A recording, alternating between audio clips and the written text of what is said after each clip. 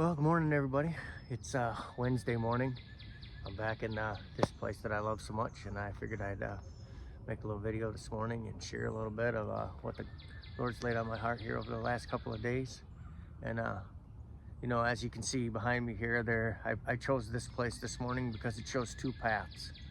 It lots of times in life we're brought to a place in our life where we have to choose, and this place would be a place where we had to choose. We stand here and we would look over situations in our life, and we'd either choose one way or we'd choose another way. And in this world today, there are so many places that we have to choose. The Lord has really laid on my heart lately about what we would consider obedience and what God would consider obedience to Him. And I see so often that people in this world, they want to dictate. I posted something here just yesterday about what God would choose for us versus what we would choose for ourselves. And so often we want to mold God into what we think He should be, and not what He is, and just accept what He says and be obedient to His word. And I've been reading in the Old Testament here lately. I'm in the book of 1 Samuel, and I'm reading about Saul. First off, I was reading about Samuel and how Samuel was always a honest and good man, a great prophet, and he always listened to the Lord and was always obedient to the things that the Lord said. And Saul comes into the picture, and in the beginning, Saul was obedient man. He was anointed by God, and he did those things that the Lord would ask him, and the Lord led him through his life. And Saul came to a crossroad where the Lord had sent Saul out and told him to conquer a certain people. I believe they were called the Amalekites.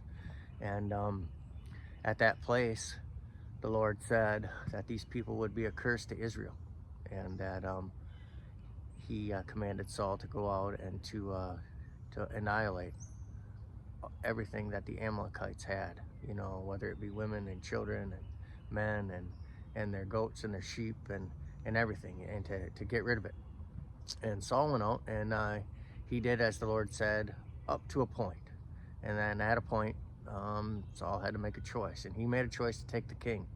And the people made a choice to take some of the spoils. They took some sheep and they took some goats and cattle and whatnot, and they took it to this next place. And the next thing you know, Samuel, the Lord calls on Samuel and says to Samuel, "Hey, Saul didn't follow what I asked him to do. He didn't follow my command, and he will no longer be the king over Israel." And Samuel was just wroth with what Saul had done. He had prayed all night long, and in the morning he had went to Saul and told Saul, "The Lord had said to me that you didn't do this." And Saul started to make excuses. He started to, just like we do in our own lives, we start to make excuses on why we would do things, why God should accept what we do instead of why we didn't do what God asked us to do. And Saul started to make excuses and said, "Oh, look, I brought the king, and the king is here, and I just spared him, and we got rid of everybody else, and the people chose to bring some of the sheep and some of the goats back. And what we're going to do with those sheep and what we're going to do with those goats is we're going to sacrifice them to the Lord." And it brings us to 1 Samuel 15, and the verses start in 20, and it says, "And Saul said unto Samuel, Yea, I have obeyed the voice of the Lord, and have gone the way which the Lord sent me, and have brought Agag, the king of Amalek, and have utterly destroyed the Amalekites. But the people took of the spoil." You notice he put the blame on the people, not on himself. "But the people took of the spoil, sheep and oxen, the chiefs of the things which should have been utterly destroyed, to sacrifice unto the Lord thy God in Gilgal. And Samuel said, Hath the Lord as great delight in burnt offerings and sacrifices as in obeying the voice of the Lord? Behold, to obey is better than sacrifice, and to hearken than the fat of rams." So often in our lives and so often in the world nowadays, we believe that the physical things that we do, we choose the physical. And then we ask God, we say going to church or reading our Bible or doing certain physical things in our life is enough, is what God would accept of us. And God says obedience to his word is what he would what he would accept over any kind of physical sacrifice that we would give him, where we get to decide what's good enough. And I found myself in my life in the same place.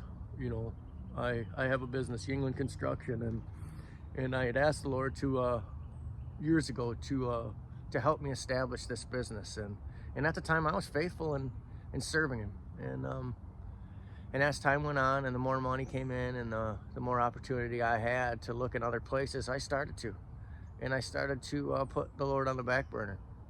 And I did just as Saul did. I started to choose on my own the things that I wanted and the things that I was going to be obedient to and faithful to.